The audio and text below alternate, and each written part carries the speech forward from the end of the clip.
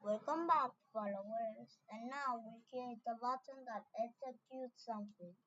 It is the button sprite, but it will just be a circle. So let's code something. When green flag click forever, if touching mouse pointer and mouse down, then this is the broadcast, and we can keep this message. But you can do a new message by clicking here, aiming it here, and then clicking OK. So let's go into sprite 1 and also do this.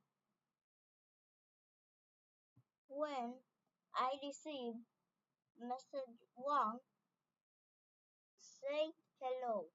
And now if we click the button, it says hello. But if you want the button to look a little more better, be animated.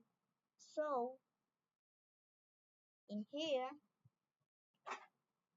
if touching mouse pointer and mouse down,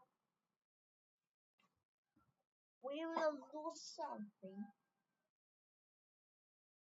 like set size to 110%, else set size to 100%. And let's eliminate the and and put an if. And then we put that mouse down. And now, if you can see, it grows a bit.